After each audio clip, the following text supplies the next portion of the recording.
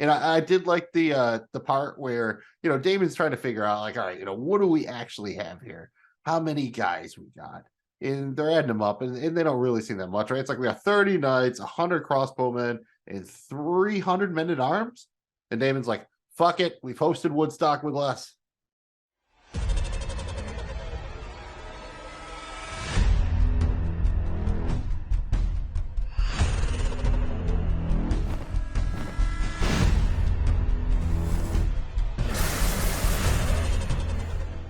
I drink and I know things. That's what I do. Welcome to Drunk on Dragons. This is the season 1 finale of House of the Dragon. So, guys, it's time to drink on dragons. I'm your host, Jamie G. Esquire, the 5th Master of Finales. And I'm here with the protector of the mountains, Magnum Mills himself. And we're going to break down the Black Queen, the season 1 finale.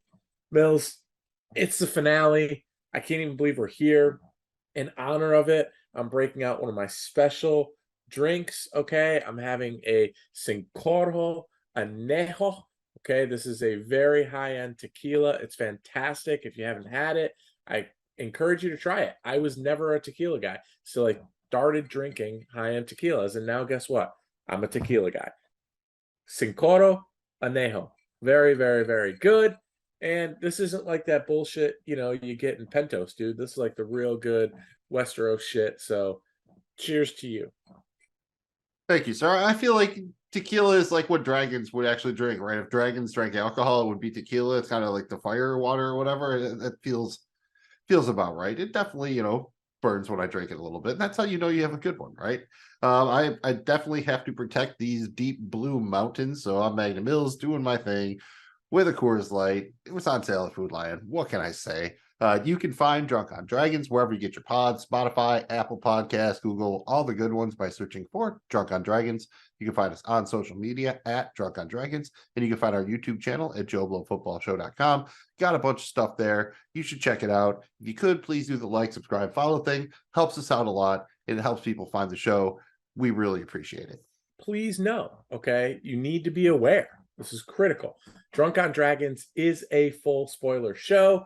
All episodes of House of the Dragon and Game of Thrones could and likely will come up in our discussion at any given moment. There's even probably going to be a couple of book spoilers on this one as well, but because we're totally awesome, we'll probably give you a heads up before getting into those specific spoilers. And if you don't know, now you know. Now we know. And knowing is half the battle. This is The Black Queen, Episode 10, Season 1 finale of House of the Dragon, originally aired Sunday, October 23rd, 2022. This is directed by Greg Attinas. This is the 3rd episode of House of the Dragon he has directed after The Rogue Prince and second of his name. Written by Ryan Condal. This is his 4th writing credit on House of the Dragon, and the short plot synopsis is, while mourning a tragic loss, Renera tries to hold the realm together, and Damon prepares for war. This was the season finale. So, the bartender has a heavy pour here, but before we keep finding the bottom of our cups, let's give you our initial overall thoughts and feelings about the season 1 finale, man. If you don't mind, I'd like to kick us off here, man. I mean, I'm just going to say they are experts. They being the creators, the show writers, they're fantastic at edging you along here. I mean, this was an ultimate edge episode. I will say, I thought that this had some of the most beautiful, fantastic shots kind of throughout the season 1. Some of the shots of Renera from the back with that long flowing blonde hair with her jet black outfit, I just thought was fucking fantastic. I also really enjoyed, probably my favorite scene was the lighting of the table and kind of being able to see how these things are going to come to form in terms of allies and the planning of a war. And I just thought it was such a profound moment as she kind of, she being Renera, kind of goes from like this tragic thing of losing her child and mourning her child to getting a crown placed on her, and then actually being like thrust into leadership and going around this table and trying to lead these men. I thought it was fantastic. from that regard. And I liked how the storyline played out. I just, it's like they just keep teasing and teasing and teasing. I want them to just whip it out and give us full on fucking like Battle of the Bastard type episode. Like I want something like that. We didn't get it, but I thought they did a good job of edging us along, and I'm hooked till for season 2. So all in all, I was pretty happy with it. I wasn't unhappy with it, but I have to say the first time I watched it, and this is where you're at a little bit of a disadvantage having read the books. After the last episode, I was pretty sure what I knew how this one was going to end. So of course, when the episode opens up on Luke, you can just see like right away, like, oh yeah, they're doing the thing like how you see it on like Lost or Walking Dead back in the day when some person all of a sudden got like the feature episode and they're in the opening scene and you just like, oh yeah, this is the episode where they die. And there was a little bit of that feeling. And I think the other part is I knew this kid was going to die. I thought the actor was doing good work, but I didn't really care. Like there was just been too many kids, too many actor switches and everything like that. I felt bad that he died, but it didn't hit the way it should have probably. I think they wanted this to hit pretty big, and it was never going to hit Ned Stark big unless it was, maybe Renera or Damon or something like that. Would have had to have been somebody we spent the whole season with. So I think that was really the main issue for me. I really enjoyed it overall. They definitely saved the CGI budget for the dragon battle, and it worked. They still had to set it at night and make it a little bit dark or whatever. But I know that was incredibly hard to do, incredibly expensive. Looked really cool. Dragonstone looked great. Like you said, you pointing out the table. That was a cool thing they talked about in one of the behind the episode little featurettes they have on HBO Max. It was really cool how they showed how they made the table and put the LED lights in it and everything, and how they even came up with the idea. Really cool stuff. And I enjoyed it. It just, again, a little bit too much edging by trying to do basically a two-parter between this and the last episode without calling it, and then not having much crossover between the storylines. It just, again, I feel like there was probably a really good, like, 90, 100-minute episode in here. I think stretching it out to 120 minutes, I didn't mind it, but somehow they stretched it out like that, and you still didn't really have quite the connection to the characters I think they wanted you to have.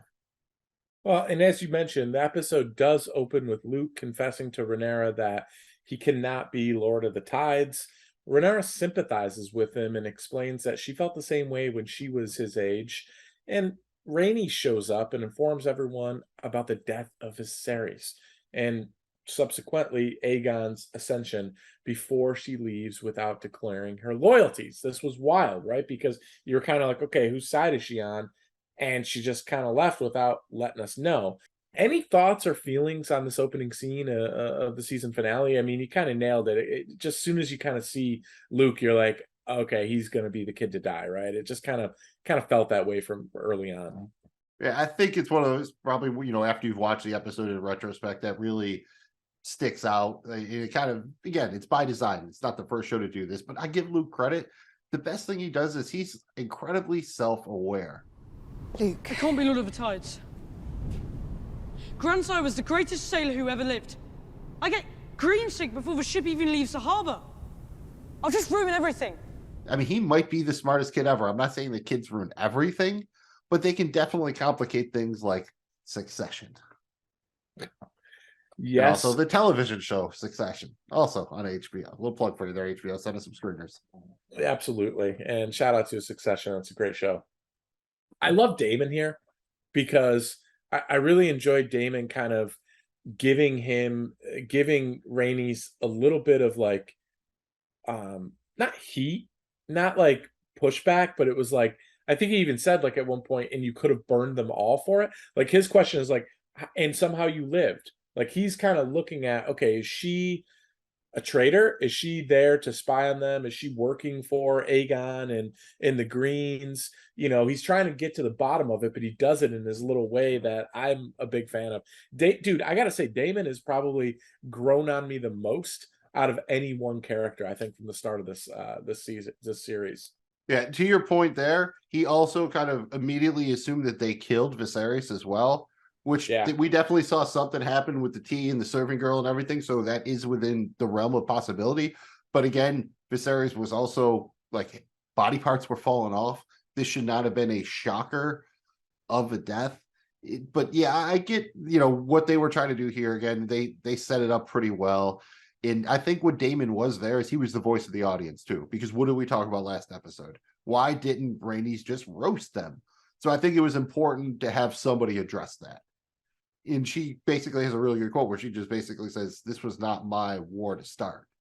Yeah, she wasn't thrilled with them, but that's the same reason she doesn't pick a side there. And I like how they played that out. They could have had her declare right away or do like the thing where it looks like she's going to go over to the other side or whatever. I like that they kind of did the Switzerland thing there. And there was one more Renera line that jumped out at me when she was talking to Luke. And that's when she says, "My father looked after me and helped me prepare for my duties." I guess that's some of the shit we missed during the time jump, right? Because I really don't remember Viserys doing a damn thing except telling her about the song Ice and Fire and yelling at her about things. So that must have been the kind of stuff we missed in the time jump.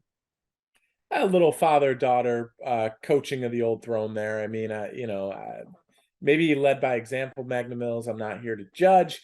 From there, we see Renera is going into labor, but she finds time to explain the current situation to Jace and Luke while grunting it out. She reminds Jace that he is now the heir to the throne and no action is to be taken without her approval. The boys meet with Damon and we learn that the sea snake is recovering. Damon isn't keen to wait and he presses the Kingsguard members about where their loyalty lies. Some things to talk about here, Magnum Mills. Yeah, because then you even had the early, like the scene of them fighting on the beach. And I think they were just trying to establish their brotherly bonds, but it was so brief, it really didn't. I don't know. It didn't. I wish that would have been a little bit longer. Maybe that would have been something we spent a little bit more time with. In I don't know, man. Damon is kind of weird here. Like when she's screaming, everyone's looking like, "Dude, do you want to go check on her?" You know, we saw him with his previous wife during labor and everything like that. And he's just like, "Nah." I don't know if that's I got the impression that Renera would have been okay with him being there. So is this kind of like the deal where he is really just he's been waiting for this? Like he's ready to play war. I mean, she even says like when Jace asks where he is, like, I don't know, gone to madness, gone to plot his war. You know, not to plot the war, but his war. So I don't know, man. Just definitely they're taking Damon like it feels like he's regressing a little bit, right? Like he feels more like the dude we met in the pilot that went out with the City Watch and took pleasure in chopping body parts off and shit. Like that felt like this Damon again. Like all of a sudden, you know, and you get it, it's war or whatever, but you know, his timing is fucking terrible. Yeah, and it was kind of weird how it shakes out too with what happens with the pregnancy, but you can tell he is laser focused on taking control of the situation and protecting Dragonstone and getting kind of action in place about what are they going to do and how they're going to do it. You know, I'm not going to lie, dude. I don't mind that Damon. I like that Damon. You know, so I'm curious to see how that unfolds, and we see that that's a conflict here as the episode unravels between Damon and Renera. You gotta like Jace stepping up here, right? I mean, dude's got a little hair on his nuts. You like that he's kind of, you know, stepping up and trying to be an honorable heir. I thought that was kind of cool to see that. And, you know, I also thought it was kind of cool the way Damon kind of handles it too. Like it wasn't totally disrespectful, but there was a certain element of disrespect in there, wasn't there? I mean, all we were missing was the Doublemint twins and President Scroob to tell them to chew your gum, girls. When Jace comes in and he's like, I'll fly to the Riverlands myself and affirm Lord Tully's support. You will do no such thing. My mother has decreed no action be taken while she's abed.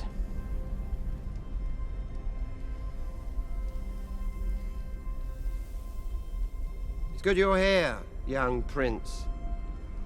You're needed to patrol the skies on Virmax. Did you hear what I said? The ravens, Lord Artemis.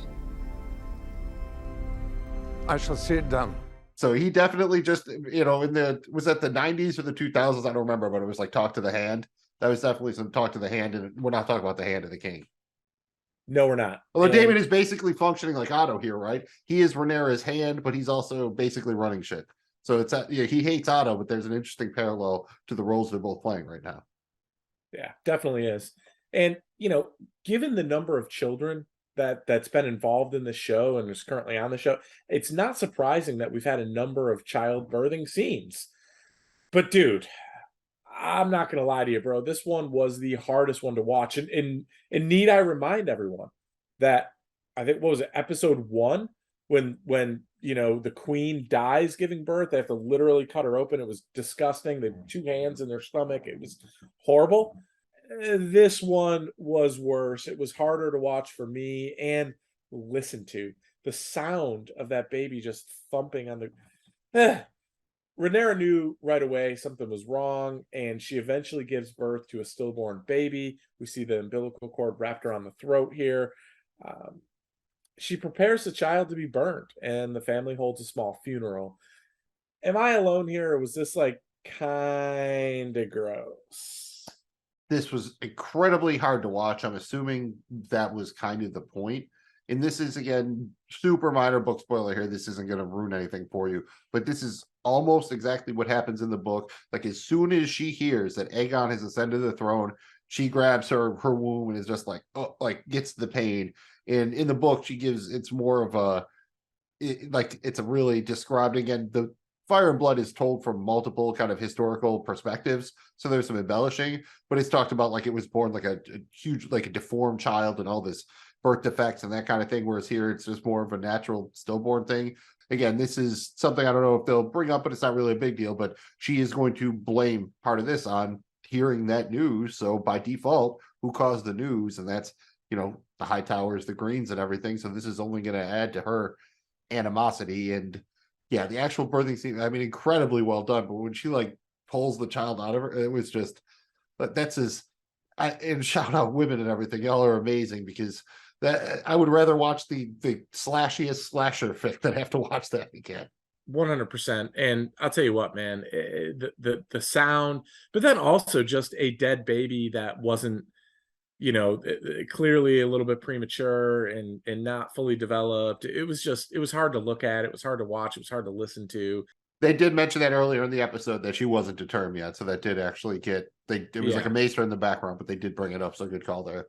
Yeah, definitely. And it was tough, man. I mean, nobody really wants to see that, but that's Game of Thrones, buddy. That's Hot D. That's House of Dragons. And that's how it goes. As the funeral wraps, okay, we see our guy, Sir Eric. All right, Sir Eric Cargyle shows up with Viserys' crown, declares his loyalty to Renera.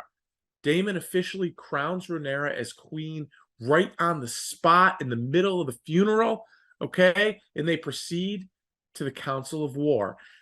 One thing to note here, everyone bent the fucking knee except Rhaenys.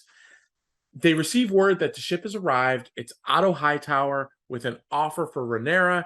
His terms aren't by any means great, but no blood would be shed. Damon has absolutely less than zero interest in this, and he's ready to kill them all on the spot. Renera stops, tells him no, and tells Otto that they will have the answer by morrow. Or tomorrow. I prefer to say morrow. And this is an interesting kind of little bit of a reverse Uno card in the scene we saw, I believe it was episode 2, where it was Renera and Damon who had the confrontation on the same bridge, in kind of the same way, like Renera flew down on her dragon that time, but here she does it and she's with Damon instead of being against him. And Otto, God, Resai fans, like you can tell Otto's loving all of this. Like he probably knows there's a chance that Damon would just kill him, but I think he also knows that Renera wouldn't let him.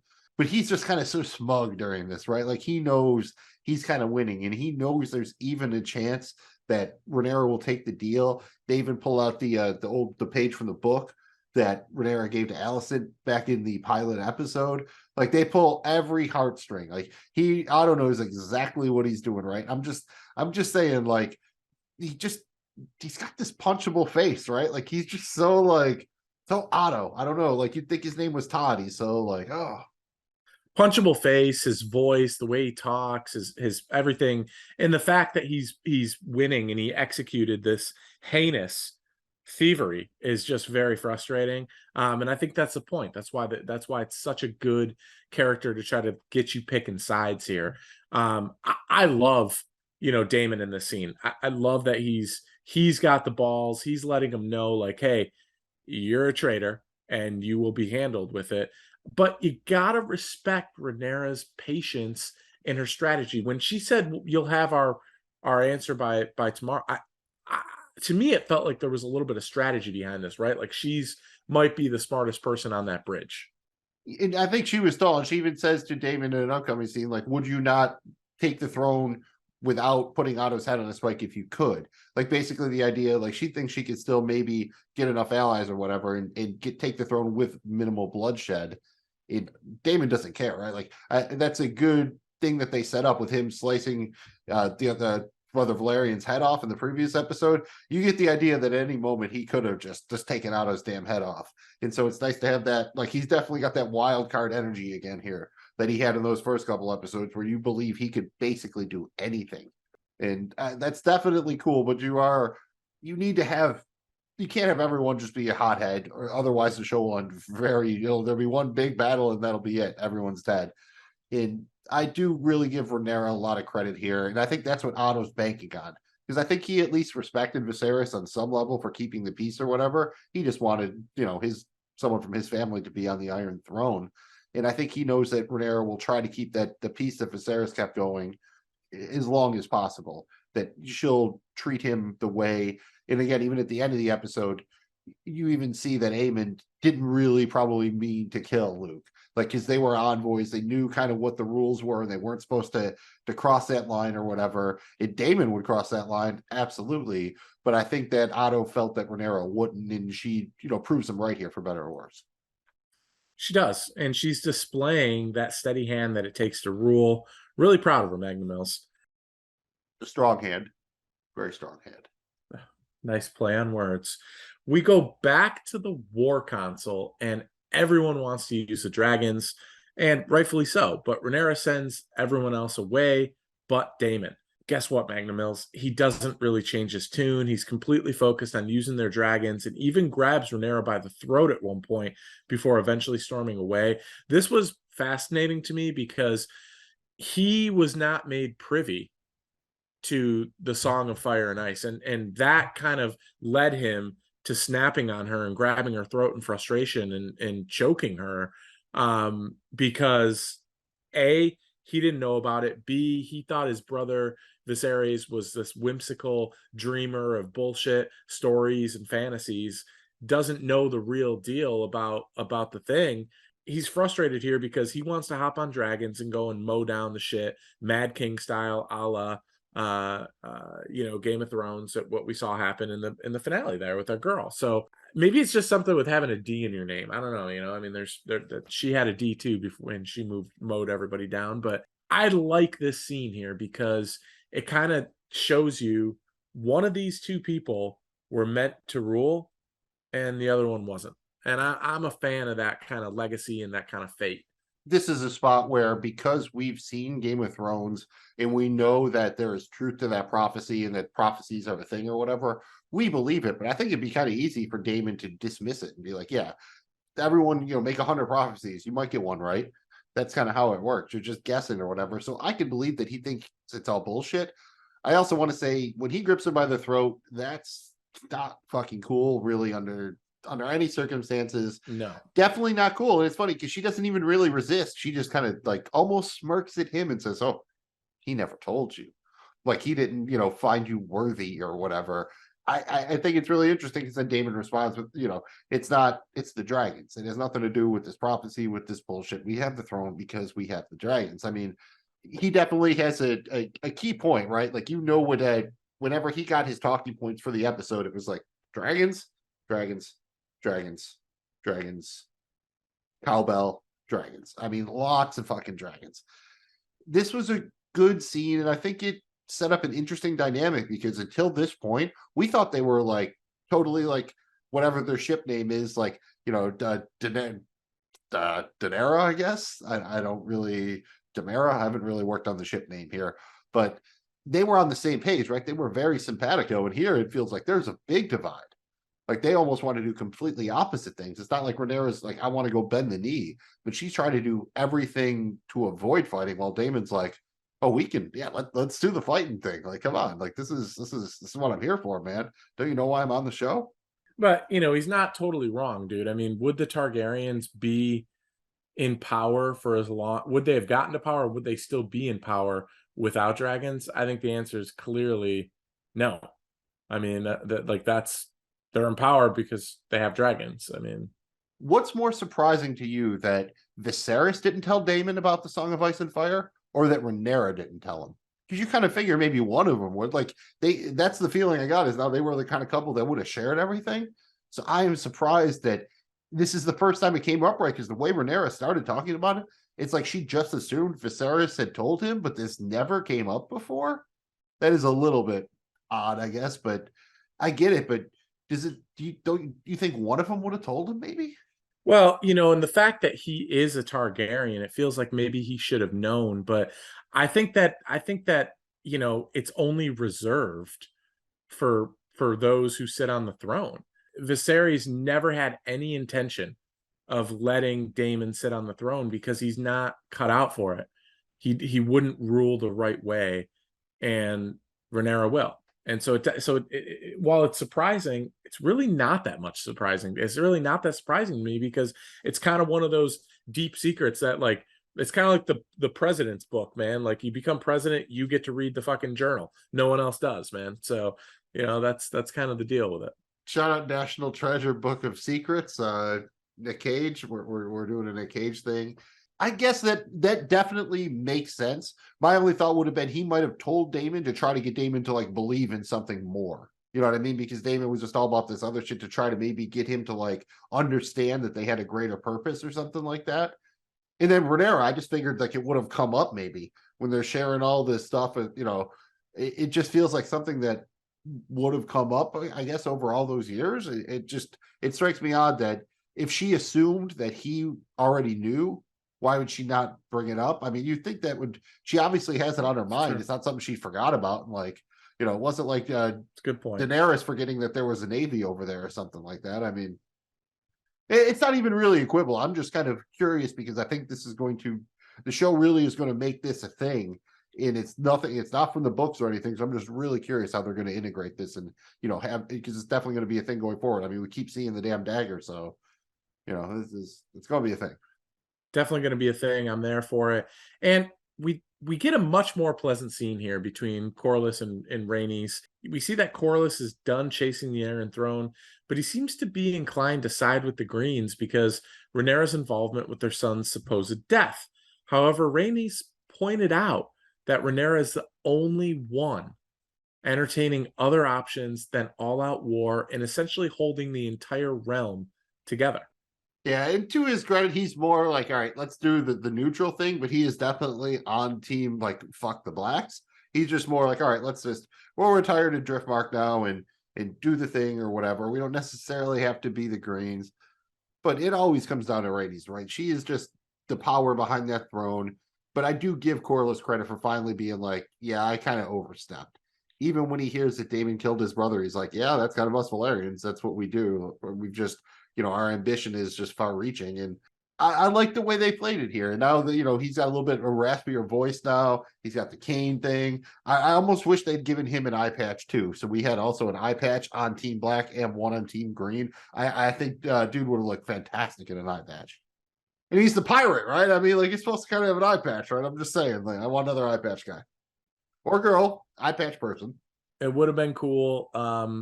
It's just kind of funny that it's like, okay, after all this shit and I almost died, now I've learned my lesson. Such a man thing, but good to see nonetheless. And we see that the Valerians travel to Dragonstone, where they declare their allegiance to Renera. Corlys informs them that he now controls the stepstones, and they can implement a blockage to put pressure on King's Landing, essentially shutting off the narrow sea. And instead of sending ravens to the various lords asking for their allegiance, they decide to send dragon riders. Jace, Luke, and Rhaenys all get their assignments, and Renera makes the boys swear it on to the 7, dude. Okay, this was serious. Not to engage in any fighting, as they are only messengers, not warriors, on this trip. Shout out Jacaerys. He said, Dragons can fly faster than ravens, and they're more convincing. They are definitely more convincing, especially if you show up with a drink that's on fire, on a dragon breathing fire. And people will remember that, and they will not fuck around because quite honestly, they don't want to find out. And I No, did they like don't. the part where, Damon's trying to figure out like, all right, what do we actually have here? How many guys we got? And they're adding them up, and they don't really seem that much, right? It's like we got 30 knights, 100 crossbowmen, and 300 men at arms. And Damon's like, fuck it, we've hosted Woodstock with less. I mean, we've got more dragons. I mean, that's basically. I mean, dragon stock, dude. I mean, it sells itself here, really. Let's get the Fry Festival guys involved. Yeah, the Valerians are a doomed house. They'll fit too. Let everyone, we're gonna have a good time at this festival.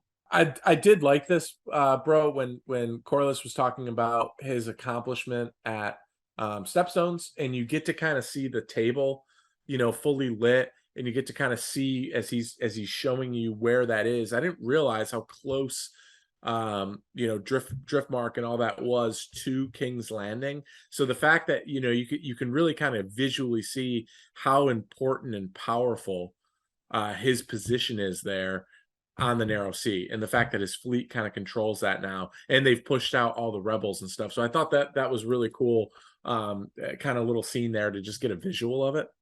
Oh, absolutely. I loved absolutely everything with the table. I mean, we could just, I would watch a whole, I wouldn't say series, but at least a mini series just about the table. The table, like, yes, dude, ways. At least a full episode. The pieces around the table. Dude. I mean, just some nice little orchestral music. I'm definitely some nice drinks, quiet. Like, people show the on TV, people will put the fireplace roasting channel on when they're opening Christmas presents or whatever. I just want this table.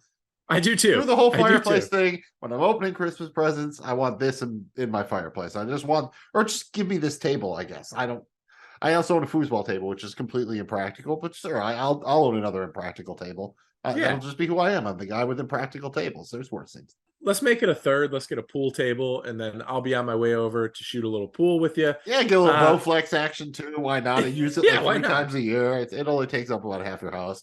And dude, shout out to Corliss. They finally remembered to leave guys in the Stepstones this time, because honestly, that was even almost funny when they came back around to Viserys in the small council a couple episodes ago, when they're like, "Oh yeah, things are going to shit in Stepstones again." He's like, "Didn't we do that already? Did we not leave guys there?" No, you did not. So this whole time, Corliss has been just correcting that one mistake. But yeah, dude, they're gonna just seal the gullet, cut off the seaborne travel, and you got yourself a blockade, baby. Seal the gullet. And Jamie, you be honest with me. When your mother made you swear to something, did it ever end well? Even once? Because she knew you were going to do it anyways. That's why she made you swear. Yeah, and you know what? All I can say is listen to your mom, okay? Listen to mothers. Listen to them. They're always right. Just go ahead and do it, okay? Yeah, don't go to the 311 concert at the sorority house. Don't do it. You don't want to. Nope. Listen to your mother. So we see Luke here, buddy. And I got to say, Magnum Mills, I love the scene flying the dragon into the storm. Thought it was cool. And speaking of storm, Luke arrives at the storm's end. But when he parks his dragon, he notices a very large, damning shadow, and that is that of Vhagar. And he's already parked there. And holy shit, is he a big mofo. I mean, he's not exactly Too Tall Jones, but he is Too Tall Dragon, dude. I mean, he is a big dude. Sure enough, we see One Eye Willie. Aemond is already inside, and the Baratheons are on Team Green. Aemond demands that Luke remove one of his own eyes before he is allowed to leave. Luke declines, of course, and things begin to escalate before Lord Baratheon steps in and has Luke escorted back to his dragon. Mills, couple of things here, bro. One, I knew when Renera was like, Storm's End is a short flight from here. You have Baratheon blood from your grandmother, Rhaenys. And Lord Boros is an eternally proud man. You'll be honored to host a prince of the realm and his dragon. I expect you will receive a very warm welcome. It was none of those things. Two, how crazy was Aemon's eye, dude? His eye hole was glowing it looked like the freaking eye of the freaking Night's King, dude. I mean, that shit was blue. I'm pretty sure it was just like a big giant sapphire or whatever. Again, maybe a little bit of a callback to Game of Thrones. Remember, Brienne was from the Isle of Sapphire, even though it wasn't really because they had sapphires. It was because that's how the sea looked. Maybe the Macers have some glass eye technology, but if you really want to show how ballin' you are, you put some jewels up in there, right? I mean, people like are willingly piercing their face or whatever. So could it really be a surprise that dude wants to put something in his socket so it's just not the gape hole? And to be honest with you, man, name me one good person you've ever seen rock an eye patch, like one trustworthy person. Like, yeah, I'll definitely trust this guy in an eye patch. Hey, man, Snake Plissken. If he gives you his word, but he has to give you his word. He's got to give you his word. It has to be explicit, not implicit. Good, explicit. Snake gives you his word, you're good, but it can't just be implied. It has to be. Right. I mean, you're the law guy. True. You should know this. Right. There's a caveat, but he's trustworthy if he gives you the word. You gotta have the right vowel there. Having the right vowel is very key. And I mean, let's be honest here, man. Like when you saw him, you pull up, you park the dragon. They don't valet that shit. You got to park it yourself. And you see the other dragon. On some level, like I knew what was coming here, but you had to be like, "Oh fuck!" Right? Like this is not how I thought this was going to go down, baby. Not at all. And as soon as I saw it, I realized, like, it was weird. Is Luke hopped on his dragon and started driving? Like, man, looks a little small.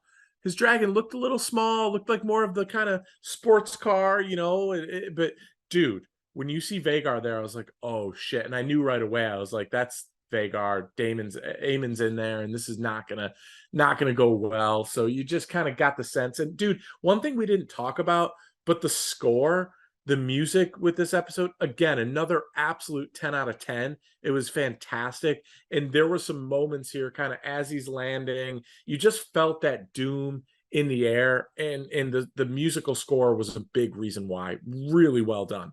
Yeah, as always, shout out Ramin Djawadi. And dude, how about Boros? Like Boros Baratheon. Like maybe George was being a little bit lazy that day, but he felt like he was kind of a bore, right? Like this dude was just kind of a dick. He was like, "Well, who are you gonna marry, baby?" And to his credit, they probably should have had a better plan other than just like show up and be like, "Declare for me." They probably should have negotiated better. Like bringing the dragons was a decent idea, except for when the dude who ahead of you shows up with a dragon 5 times as big.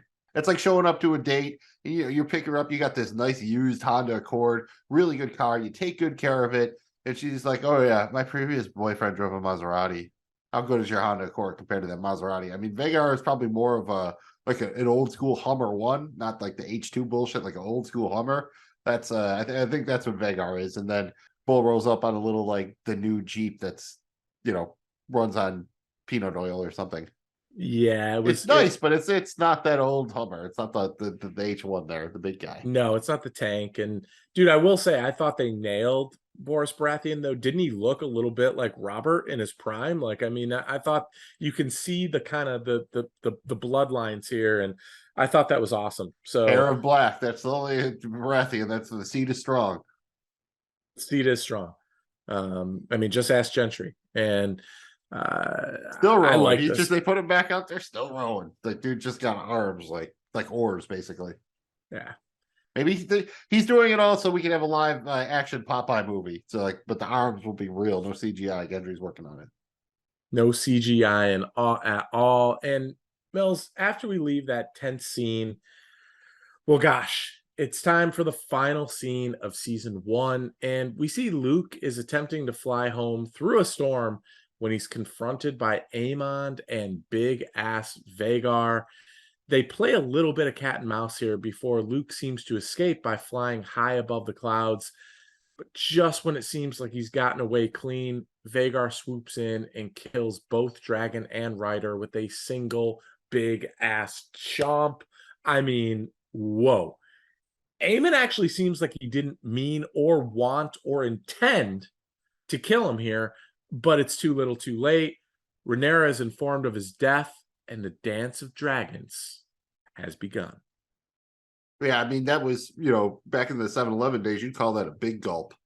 Like, both from, like, the bite, and then Aemon does, like, the hard swallow, like, oh, shit. Like, the dude who was talking he shit just didn't started need the to war. back it up, and then he fucked around, and then he found out. That was definitely the Aemond found out face. And, shout out the actor. I'm not sure what age Aemond is supposed to be, but he is like, I think he's just supposed to be like slightly evil or Damon. Like the eye patches, instead of giving him the goatee. I want to see that matchup. And we'll talk about that at the end and stuff we didn't cover, because Damon might even try to be getting the bigger dragons. And you have to feel that Renera, she is, what her answer is going to be to King's Landing now, right? Like, whether intentional or not. Do you think Aemond takes credit for this, or do you think he says it was an accident? That's an interesting question. I think he's going to take credit for it, but I think he's going to say he was left no choice. That Luke attacked him. He lost control of Vhagar because Luke initiated fire on Vhagar, and Vhagar, attacked. And I think that's what, and to a certain degree, it's kind of like the truth is hidden in that lie somewhere. And I think that's probably going to be his play. Yeah, I can kind of speak to this a little bit of blend on the behind the scenes and the book. In the book, again, it's told from a historical perspective, and because they were on dragons, no one really saw what happened. So it was all kind of second, third hand. Someone saw a dragon fall out of the sky or yada, yada, yada. There was no real definitive answer whether or not it was intentional. And the way the showrunners played it out is they basically said, and I think that this is how it plays out if you watch it, that neither one of them fully have control of their dragons. And that calls back to what Viserys said when he gave the whole Song of Ice and Fire speech to Renera. He said, like, we don't really control the dragons. Like, that's the fallacy of it all. Like, we think we do, but we really don't have any control over them. And that's what kind of happened here. Axis, I think, or Eris, I forget the name of Luke's dragon, but he kind of can't quite control him. That's why he does that little flyby. And then Vhagar is like, oh, fuck that. You know what I mean? It's like being bit by a mosquito almost. His dragon, that shot when you see Vhagar overhead and you get the idea, 20 times bigger. We're not talking like 3 or 4 times bigger. This is like, a tadpole and a shark or something like that. It's a monstrous difference in, you saw where all the effects budget, right? This is why we've gotten minimal dragons. This is what they saved it for. Again, they still had to do part of it in the dark, but I get how effects budgets work. So I thought it was awesome though, man. I enjoyed that eerie. It's storming. Something's going to happen, and then you just see the shadow, right? It was like a Jaws type of moment to a certain degree, with this giant, out of this world predator stalking you. And I just enjoyed it. One question that I have is like, man, when you get up that high, how do you breathe? Why aren't you freezing to death? It must truly be fire in the blood of the Targaryens to be able to handle, that elevation. I don't know. at least they have a saddle. Yeah, they have a real saddle, like, dude, actual handlebars this no time. Coat. Like, I looked at that. I at one point I'm like, oh, I wonder if it's a lap belt or it's a full over the shoulder thing. I'm not quite sure about the level of harness. I guess like the dragons give off like oxygen or something, maybe with their heat or some whatever. We're flying on dragons here at this point. I won't nitpick that one too much, but I thought that they did a good job. This was going to be a big deal. It's the first real dragon on dragon action we've seen. Yeah, you saw a little bit in season 8, but it was, again, at night, extremely dark, and it was more, you really didn't get this level of interaction and combat. And I thought the show did, about as good of a job with it as they could. Again, they showed a lot of how they did it on a behind the episode featurette. Really cool if you're into that kind of thing. They did it in that I forget what they call it, the big like 360 studio drawing like they used to shoot the Mandalorian and a lot of some of these newer stuff right now. And pretty cool stuff if you're into that kind of thing. Very interesting to check out, see how they did it. Just I like how they ended it, but again, I think Game of Thrones usually didn't do that, right? We usually didn't go out on the end of the big death. Like, very rarely you would, but it was usually more like the season finale was a little bit of a come down. So I think this was just, it wasn't quite what I was expecting. I honestly thought this was going to be the end of the penultimate episode when this happened. So that was just not bad or anything. It just maybe, threw me a little bit because it seemed like they messed with how the season played out as far as the flashbacks and everything like that. So, it was kind of not bad. Just that about covers the major players. Anything else you want to discuss here, Mills, before we move on? Yeah, I alluded to it a minute ago, and that's that scene with Damon when he goes into the dragon mount there, because you heard him list all the dragons, and he's talking about dragons who used to have a rider, and then now the rider has died, so they're without a rider, and then wild dragons who have never been claimed. and he is going to see, I believe it is Vermithor.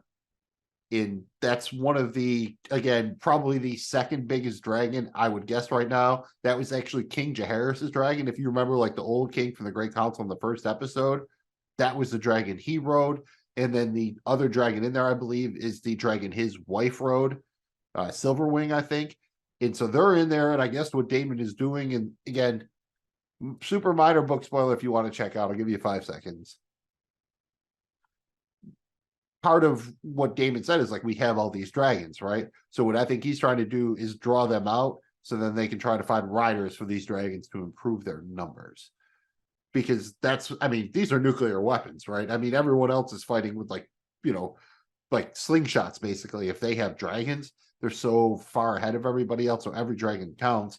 And, you know, he even brings it up with Rhaenys. And I think that's one thing Renera will probably regret a little bit, is maybe she should have had her kids try to claim a big dragon instead of going with the hatchlings, because it takes a long time.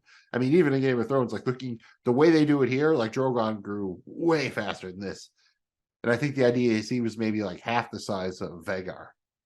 Yeah. And nowhere near like the size of like the Black Dread. Can one dragon rider claim 2 dragons, or is that? I don't think so. I think it's supposed to be, that's what confused me the first time I watched it.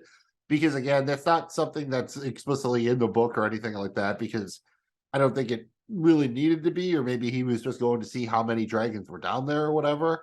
But it was very cool, but you needed some context to understand what was going on in that scene. So the first time I watched it, even I, who have some context, was a little bit like, okay, because I thought it was going to be something that would maybe come up later in the episode, but it really is just a thing. I think they didn't do a lot of setup for season 2 as far as plot stuff. And I think that's one of the few things they were trying to establish for people to talk about, like, oh, what's Damon going to do with that dragon or whatever?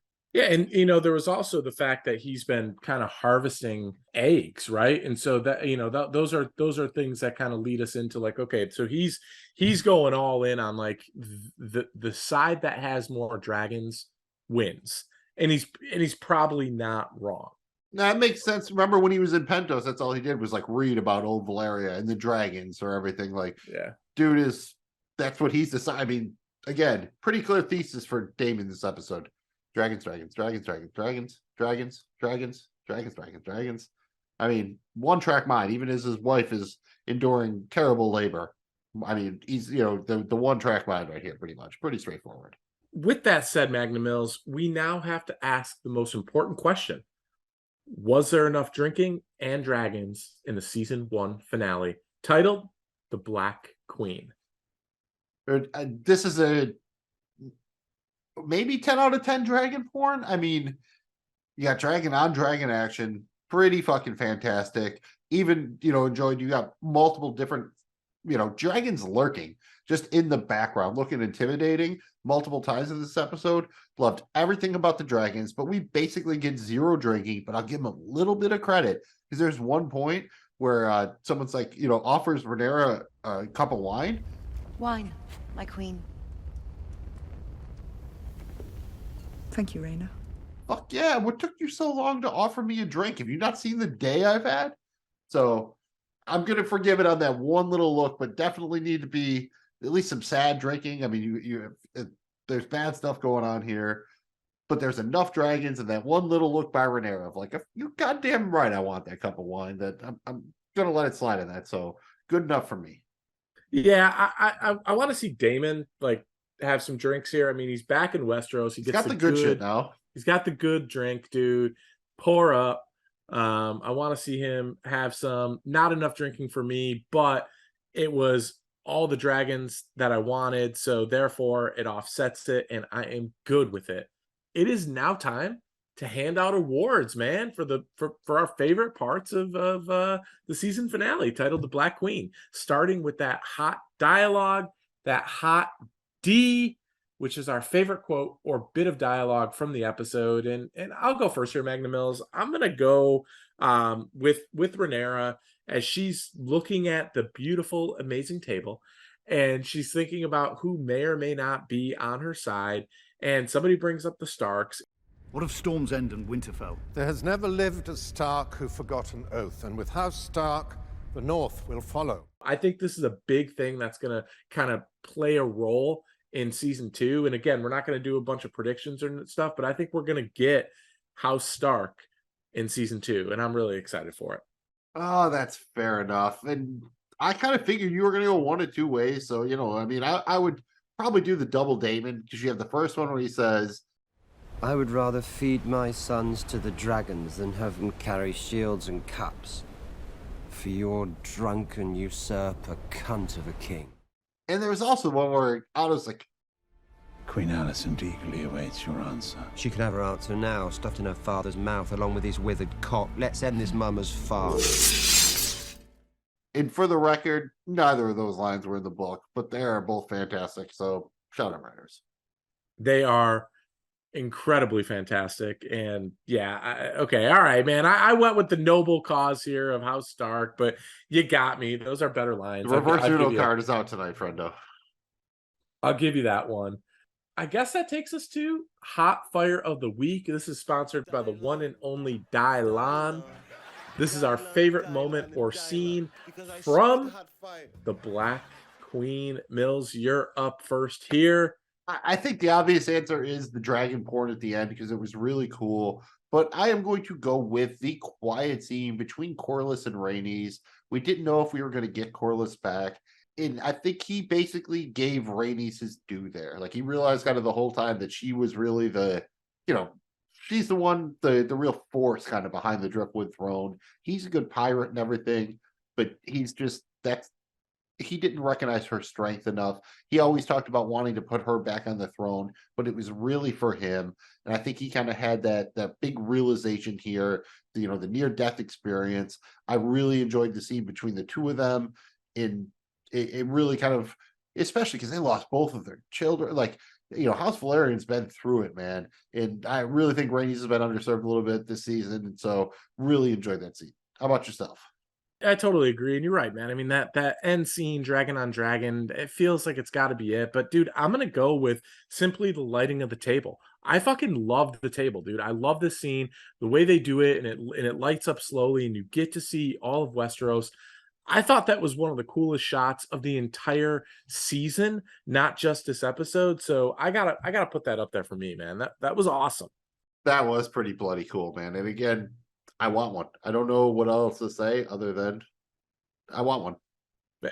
Well, the only other thing to say is we need one. Okay, so cards on the table right now. If you went like on Amazon, it's like, how much do you give me a rough estimate of what you think one of these tables would cost? Something that at least worked pretty well in your home like this. I don't know if it could actually be a table that you'd want to put drinks on and stuff, but give me a ballpark here. I gotta say, it's gotta, for like a cheap one, it's got to be a minimum of a couple hundred, like $400 or $500 at a minimum. Oh, dude, I was going like 12 grand. Well, if you want it to be like actual stone, this is not a shit. starter card. This is a finisher card. Yeah. To paraphrase Dennis Reynolds, like, you got to be a hardcore. Like, if you're buying this, you're also the dude who owns like the full size replica Iron Throne. I feel. Yeah. Or again, probably true for a living, and you can construct these, man. Yourself. People would buy them though, man. I wish I had the skill to build this because I feel like this is a Field of Dreams situation in that if I could build it, people would buy it. Yes, they would. And Mills, this is House of the Dragon, but everybody's obviously still playing the Game of Thrones. We now have to decide who our player of the week is for this episode, the episode MVP for Black Queen. I'm still on this. I want to sell tables still. I'm still working on this table deal. But seriously, I alluded to it before. I'm going to go with Rhaenys. She had that ballin' ass scene to end episode 9. And you get some context here of why she did it. And she is just so quietly authoritative. Like, she has that power, that aura. You get the idea that she is very important. And to win House Valerian, you didn't have to win Corlys. You had to win her, and that's what Renera did by basically sticking to her principles and trying to do what she thought was best, what she thought her father would do.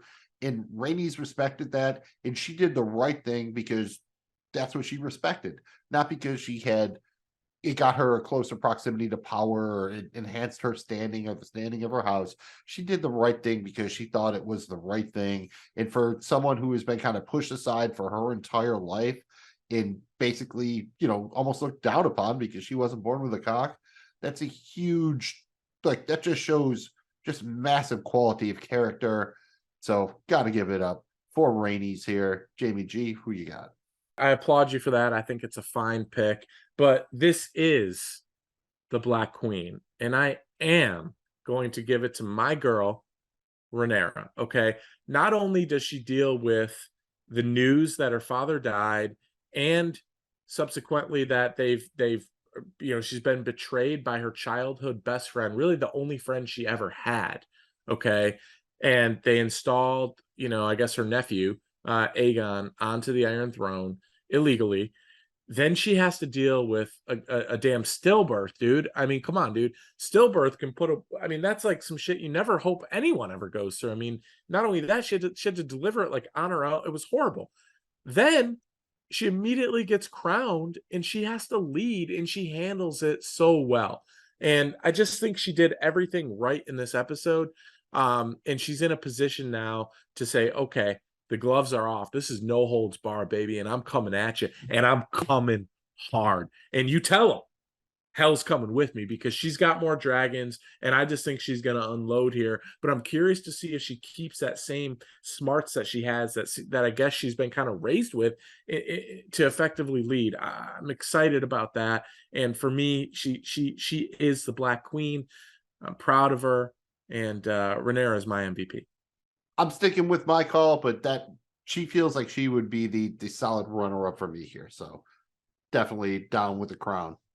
Down with the crown. And the records may show, okay, they may, that we did not officially attend the Citadel to get our chains, but this guy Debo has a lot of bikes, so he was able to lend us some chains at a fair price. That's my bike, punk. That's enough to qualify us to grade the Black Queen. And for the record, we each grade each episode of House of the Dragon on a scale of 1 to 10 dragons. We are not going to cry in the car, but Mills is going to give you his grade right now. Been up and down in this one a little bit, not really too high or too low, not quite a peaks and valleys thing. I think 9.0 dragons, 9 flat. I enjoyed it. I think you could have combined this episode and the previous episode into one like supersized jumbo episode that was a little bit shorter, that could have worked a little better. I would have liked to have gotten more character development for Luke, especially, and just for the kids in general here. It's hard to put it all on the shoulders of this one episode. They tried to do it. I get what they were going for. It worked for the most part, but as weird as it is, I wish I would have felt worse when that kid died. So I got to knock it a little bit for that. Otherwise, it would probably be in that 9.3, 9.4 range. Jamie G, spit these bars, give out these dragons. Bro, I'm right there with you. I'm going to go a smidge higher. I'm giving it 9.2 dragons. Yes, I wish I would have felt worse about, him dying, and I wish I would have maybe been a smidge more surprised, but I thought the climax there of being edged for, 118 minutes and then finally getting that big release at the end, I thought it was awesome. The way he comes in, swoops in, and just bites the shit out of it. That was really cool. And I thought visually it looked fantastic. I really enjoyed the directing of this episode. I thought there was some incredible shots that just really showed how epic the show is and will continue to be. And I keep saying this. It's like, I don't know, maybe I'm just like getting my fix one hit at a time here, but I'm excited for the next episode, right? Like, I can't wait for season 2. And they just kind of like are doing this masterful edging. And finally, it feels like everything's going to explode. But we'll find out when it does. I'm right there at 9.2 dragons. Job well done. Great season. Solid season finale here. And I think looking back, we're going to say, man, season 1 was good, but it really just kind of laid the framework. Season 2's really good. That's what I'm hoping for. Yeah, you seem like a guy who's on the interstate in North Carolina, and you just can't wait till you get to see the sign that says, next exit, climax, high point. And you're like, yeah. And that is a real sign you will see. And that is a real sign. That's it. It's climax high point. That's what the exit is. And normally this is where we would give our predictions for the next episode, but we are not getting a new episode next week. So we're going to make some predictions for season 2, just not right now. We will be back with a wrap-up episode for this season, and then we will do a little bit of an early season 2 predictions episode. So for now, let's just each give one prediction before we get out of here. Jamie G, just give me one prediction for season 2. It doesn't have to be incredibly specific, but it can't be super vague either. Fire, death, dragons. But in all seriousness, I think we're going to go a little bit further north, and we're going to get a first snapshot of Winterfell and House Stark, and I'm really excited about that. And I also think that is going to also play into a little bit more of the Song of Fire and Ice, which I'm also excited about. Nice. I'm just going to go with that there is not a big time jump between this episode and episode 1 of season 2. I'm thinking like hours, days, not weeks, months, especially not years. Could be wrong on that, but I'm thinking like we pick up almost like might even overlap a little. Like we pick up with maybe the other dragon writers when they took off, like, so they're almost literally no time jump. So that's what I'm going with there. Like we're, none of this like 2 years later, like we're in the middle of the war bullshit. Cheers to you. Cheers to the show. I can't believe that the season is over already. Absolutely flew by. I guess I have to start shopping for the holidays now, man. I mean, maybe I'll try to find. We just buy these tables, dude. I mean, yeah, just buy these tables. And... We need to manufacture these tables and then we gift them so that other people see these people who have them. Like, man, where'd you buy that table? Like, if someone can actually fabricate these tables, seriously, I will help market them. This could be a good time. Tables.com, dragontable.com. So we'll figure it out. But thank you for checking out Drunk on Dragons. We've had a lot of drinks, we've had a lot of dragons, and we've had a lot of fun. We greatly appreciate you. We do it for you. If you enjoyed listening and or watching, please like this video if you're watching on YouTube, or rate the podcast wherever you may be listening, wherever you may be enjoying the sweet and subtle sounds of Jamie G. Esquire V's voice. We really would appreciate it. It helps other people find our show, and we just can't get enough of this Game of Thrones universe, talking about the hot D, baby, House of Dragons. Mills, cover anything that I may have missed as I enjoy my final drips of this sweet drink. Yeah, I mean, if you're really enjoying the drinks, I would like to see you try to watch the podcast. You could listen to the YouTube joint without watching it, but if you can watch the podcast, it's like you can hear Jimmy. That is very White Man Can't Jump of you. And if you like all that, you'll probably like this. And like I said, we will be back to do a season 1 wrap-up show. We will be back to do a season 2 prediction show. And then we will check in throughout the off-season on random stuff. Maybe might go do a couple old Game of Thrones episode, get the juices going, maybe talk about the book a little bit. Who knows? I mean, maybe there'll be drop another random spinoff. It could happen. You never know. This is Drunk on Dragons. Find us wherever you get your pods by searching for Drunk on Dragons. Find us on social media at Drunk on Dragons. Find our YouTube channel at JoeBlowFootballShow.com. And thank you again for joining us for this episode, this season of Drunk on Dragons. And you don't have to drink, but if you're going to, fucking A, might as well be on a dragon. We'll see you next time with our season 1 wrap-up episode. Cheers, all. Thanks again for checking us out. Drunk on Dragons is an unofficial show. We are not in any way affiliated with House of the Dragon, Game of Thrones, George R.R. Martin, HBO, or Warner Brothers Television. The views expressed here are those of the hosts only, and do not reflect the views of any other persons or entities. You can contact us at drunkondragonspod@gmail.com. Please remember to like and subscribe. We'll check you out again next time for more drinking, and of course, more dragons.